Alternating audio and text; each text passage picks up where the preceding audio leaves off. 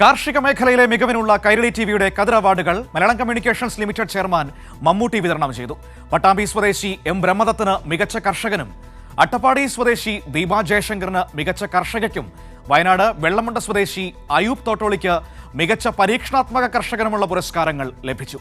മമ്മൂട്ടി തെരഞ്ഞെടുത്ത പ്രത്യേക പുരസ്കാരത്തിന് കായംകുളം സ്വദേശി ശ്രാവന്തിക അർഹയായി.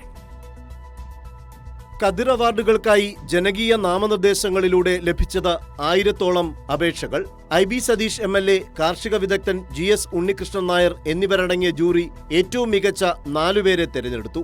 മലയാളത്തിന്റെ മഹാനടനും മലയാളം കമ്മ്യൂണിക്കേഷൻസ് ലിമിറ്റഡ് ചെയർമാനുമായ മമ്മൂട്ടി കതിർ അവാർഡുകൾ വിതരണം ചെയ്തു. കേരളത്തിന്റെ കാലാവസ്ഥയ്ക്ക് അനുയോജ്യമായ വെച്ചൂർ പശുവിനെ ജനകീയമാക്കിയ പട്ടാമ്പി സ്വദേശി എം ബ്രഹ്മദത്തനാണ് മികച്ച കർഷകൻ. പരമ്പരാഗത കൃഷിരീതിയും ആധുനിക കൃഷിരീതിയും സംയോജിപ്പിച്ച് മണ്ണിൽ വിജയക്കൊയ്ത്ത് നടത്തിയ അട്ടപ്പാടിയിലെ ദീപ ജയശങ്കറാണ് മികച്ച കർഷക. പുരസ്കാരം സമ്മാനിക്കുന്നു നമ്മുടെ മമ്മൂക്ക. വിയറ്റ്നാം മോഡൽ കുരുമുളക് കൃഷിരീതി കേരളത്തിൽ പരീക്ഷിച്ച് വിജയിച്ച വയനാട് വെള്ളമുണ്ട സ്വദേശി അയൂബ് തോട്ടോളിയാണ് മികച്ച പരീക്ഷണാത്മക കർഷകൻ.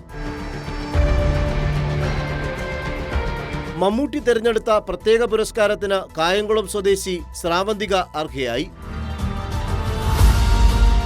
വെല്ലുവിളികൾ നേരിടുന്ന കേരളത്തിന്റെ കാർഷിക മേഖലയ്ക്ക് ഊർജം പകരുന്നതാണ് കൈരളിയുടെ കതിർ അവാർഡുകളെന്ന് പരിപാടി ഉദ്ഘാടനം ചെയ്തു സംസാരിച്ച കൃഷിമന്ത്രി P. പ്രസാദ് പറഞ്ഞു. കൈരളിയുടെ കതിരിൽ പതിരില്ല എന്ന് ഓരോ അവാർഡും തെളിയിക്കുന്നുണ്ട് എന്നുള്ളതാണ് യാഥാർത്ഥ്യം.